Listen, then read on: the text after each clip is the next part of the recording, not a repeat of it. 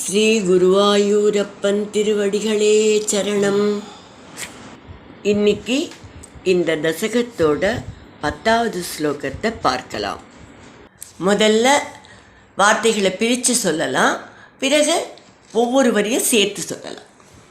ஜானன்னுபாயமத தேகமஜோ விபஜ்ய जानन्नुपायमत देहमजो विभज्य स्त्रीपुंसभावमभजन् मनुतत्वधूभ्यां स्त्रीपुंसभावमभजन् मनुतद्वधूभ्यां ताभ्यां च मानुषकुलानि विवर्धयंस्त्वं ताभ्यां च मानुषकुलानि विवर्धयंस्त्वं गोविन्दमारुतपुरेश निरुन्दिरोगान् गोविन्दमारुतपुरेश निरुन्दिरोगान् जानन्नुपायमत देहमजो विभज्य स्त्रीपुंसभावमभजन् मनुतत्वधूभ्यां जानन्नुपायमत देहमजो विभज्य स्त्रीपुंसभावमभजन् मनुतद्वधूभ्यां ताभ्यां च मानुषकुलानि विवर्धयंस्त्वं गोविन्दमारुतपुरेश निरुन्दिरोगान् ताभ्यां च मानुषकुलानि विवर्धयंस्त्वं गोविन्दमारुतपुरेश निरुन्दिरोगान्. இப்போ நாம் இந்த ஸ்லோகத்தோட வார்த்தைகளை பிரித்து அர்த்தங்களை பார்க்கலாம். இந்த ஸ்லோகத்தில் பிரம்மா என்ன உபாயத்தை கண்டுபிடிச்சார் அப்படிங்கிறத, எப்படி அபிவிருத்தி செய்தார் சர்க்கத்தை அப்படிங்கிறத சொல்கிறார். அதக பிரம்மா, அதக பிறகு உபாயம் உபாயத்தை ஜானன் அறிந்தார். தேகம் விபஜ்ய தன் தேகத்தை ரெண்டாக பிரித்தார். ஸ்திரீ பும்சபாவம் அபஜன்னு ஆண் என்றும் பெண் என்றும் 2 ரூபங்களை அடைந்தார். மனு தத்வதூபியாம் ஸ்வயம்பு மனுவாகவும் அவரது மனைவி சதரூபையாகவும் ரூபம் எடுத்துக்கொண்டார். தாபியாம் ச இவர்களை கொண்டு மானுஷகுலானி மனிதகுலத்தை துவம் நீங்கள் விவர்தயன் பெருக்கிக் கொண்டிருக்கின்றீர்கள். அப்படிப்பட்ட கோவிந்தா மாருதபுரேசா, குருவாயூரப்பா மாருதபுரேசா நிருந்திரோகான், என் நோய்களை போக்க வேண்டும். இப்போ இந்த ஸ்லோகத்தை முழுவதுமாக பாராயணம் பண்ணி இதோட முழு அர்த்தத்தையும் பார்க்கலாம். ஜானன்னுபாயமத தேகமஜோ விபஜ்ய ஸ்திரீபும்சபாவமபஜன் மனுதத்வதூभ्यां ताभ्यां च मानुषकुलानि विवर्धयंस्त्वं गोविन्दमारुतपुरेश निरुन्दिरोगान्. இறுதியாக எப்படித்தான் பிரம்மா இந்த சிருஷ்டியை அபிவிருத்தி பண்ணுறதுக்கான வழியை கண்டுபிடித்தார். போன ஸ்லோகத்தில் பார்த்தோம், சிருஷ்டி அபிவிருத்தி ஆகலைங்கிறதுனால கவலை அடைந்த பிரம்மா பகவானையே மீண்டும் சரணடைந்தார். இங்கே நாம் 2 விஷயங்களை கற்றுக்கணும். ஒன்று, நாம் ஒரு செயலை செய்யும்போது நிறைய தடைகள் ஏற்படும், ஆனால் அதுக்காக முயற்சியை நிறுத்தக்கூடாது. பிரம்மா மீண்டும் மீண்டும் தன் முயற்சியை தொடர்ந்து செய்கிறார். தன் லட்சியத்திலிருந்து, அதாவது பகவானிட்ட கட்டளைப்படி சர்க்க விருத்தியை செய்ய வேண்டுங்கிற அந்த லட்சியத்திலேருந்து பின்வாங்கவே இல்லை. அதே போல் முன்னேற்றம் இல்லாத போது பகவான் மட்டும்தான் தனக்கு துணை செய்ய முடியும், அவரிடம்தான் பிரார்த்தனை செய்ய வேண்டும் அப்படிங்கிறதுலையும் உறுதியாக இருக்கார்.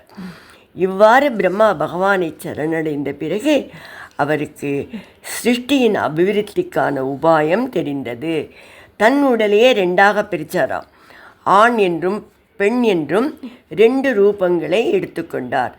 ஸ்வயம்புவ மனு என்கிற ஆணாகவும் சதரூபா என்கின்ற பெண்ணாகவும் ஆகி மனித வர்க்கத்தை இவர்கள் மூலமாக அபிவிருத்தி செய்தார். இவ்வாறு பிரம்மாவிற்கு தன்னை ஆண் பெண் என 2 உருவங்களாக பிரித்து கொண்டு மனுவாகவும் சதுரூபையாகவும் இணைந்து சர்க்கவிருத்தியை செய்ய யார் தூண்டியது? கோவிந்தா, நீதானே. பூவுலகத்தை காப்பவரே நீங்கள்தானே. மாருதபுரீசா, அப்படிப்பட்ட நீங்கள் என் நோயை போக்க வேண்டும் என்று பட்டத்திரிகள் கூறி இந்த தசகத்தை நிறைவு செய்கிறார். இப்போ இந்த 10 தசகங்களில் ஸ்ரீ பட்டத்திரிகள் சொன்ன விஷயங்களை சுருக்கமாக பார்க்கலாம். முதல் தசகம் பகவானுடைய ஸ்வரூபத்தையும் மகிமையையும் விவரிக்கிறது. மிக மங்களமாக குருவாயூரப்பனை தரிசிப்பவர்கள் எல்லாருமே பாக்யவான்கள் என்று பட்டத்திரி கூறுகிறார். ஈஸ்வரன் என்ற சொல்லுக்கும் பகவான் என்ற சொல்லுக்கும் குருவாயூரப்பன் இலக்கணமாக இருக்கிறார் என்றும் சொல்கிறார். 2வது தசகத்தில் பகவானது ரூப வர்ணனை நம் உள்ளத்தை கொள்ளை கொண்டது.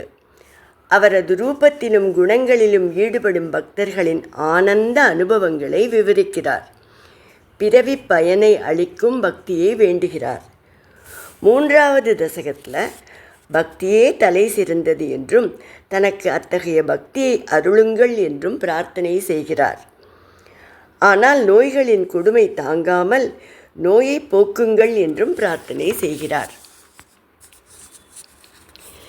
4வது தசகத்தில் அஷ்டாங்க யோகத்தை செய்து இறைவனை அடையும் விதத்தை சொல்கிறார். பிராணவாயுவை அடக்கி யோகம் செய்வது சாமானியர்களுக்கு இயலுமா? பகவானே, நீ வாயூரின் தலைவன். உனக்கு பக்தி செய்ய மட்டுமே தெரிந்த எங்களை நீங்கள்தான் காக்க வேண்டும் என்று சொல்கிறார்.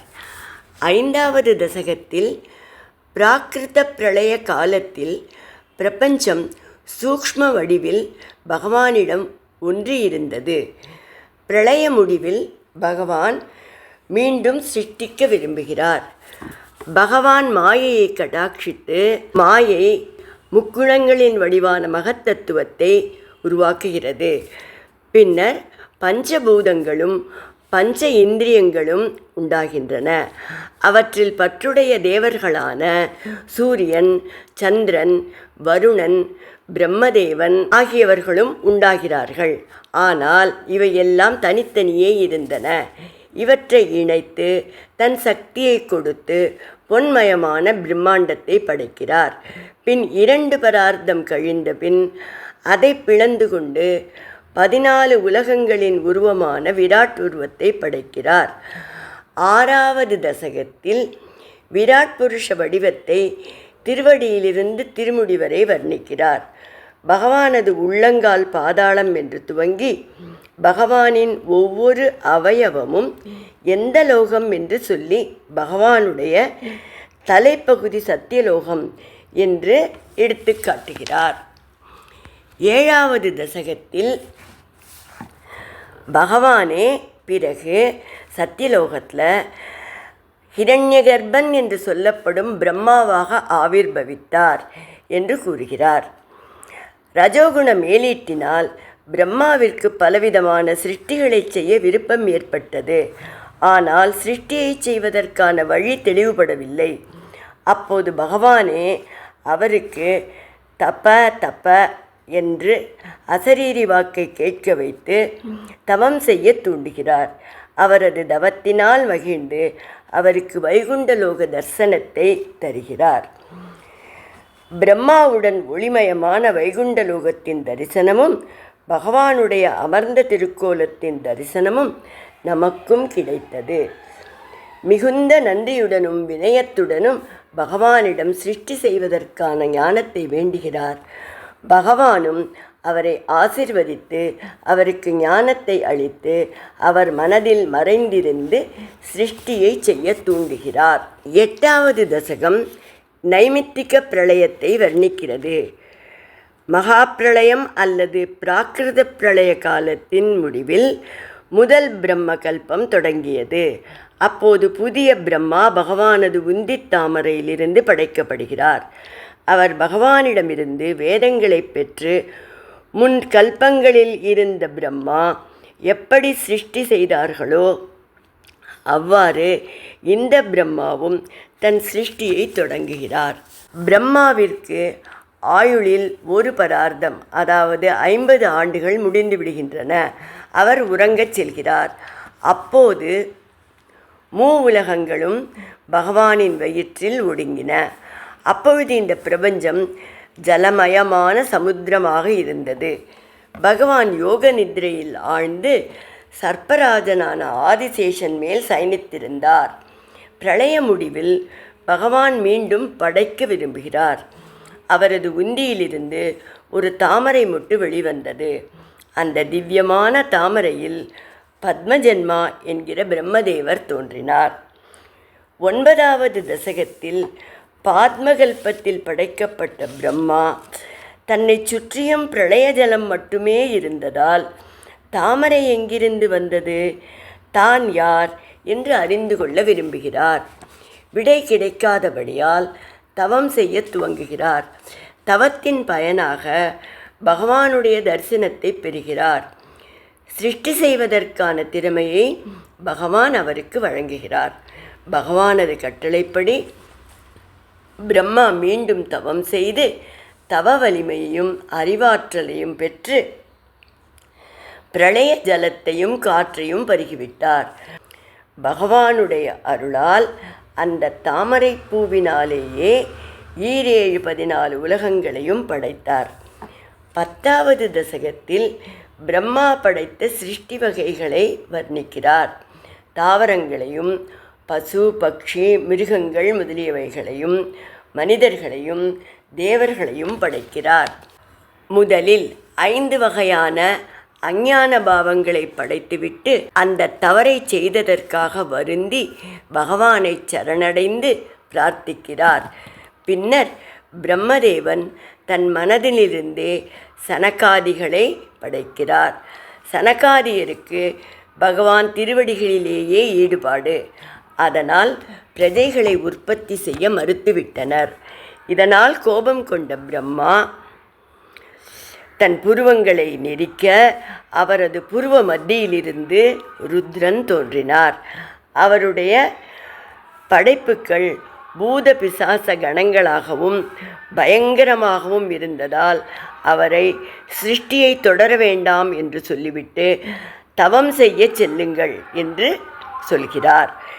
பின்னர் பிரம்மதேவன் தன்னுடைய உடலிலிருந்தே மரீச்சி, அத்ரி, நாரதர் முதலிய 10 மகர்ஷிகளை படைத்தார். தருமன், கர்தமன் இருவரையும் படைத்த பின்னர் சரஸ்வதியையும் படைத்தார். 4 முகங்களை உடைய பிரம்மதேவன் தன் முகமண்டலத்திலிருந்து வேதங்களையும் புராணங்களையும் மற்ற வித்யைகளையும் படைத்து தன் மக்களிடம் கொடுத்தார். இவ்வாறு பல முயற்சிகளை செய்த பிறகும் சிருஷ்டியில் முன்னேற்றம் ஏற்படாததால் பகவானை சரணடைந்து பிரார்த்திக்கிறார். பின்னர் உயிர்களின் வளர்ச்சிக்குரிய வழியை அறிந்தார். தன் உடலையே பிரம்மா 2ஆக பிரித்து மனு சதரூபை என்ற கணவன் மனைவியை சிருஷ்டித்தார். இவர்களது சிருஷ்டிக்கு பிறகுதான் சிருஷ்டி அபிவிருத்தியானது. இதற்கு பின்வரும் தசகங்களில் பகவானது அவதாரங்களை பற்றிய கதைகள் ஆரம்பமாகின்றன.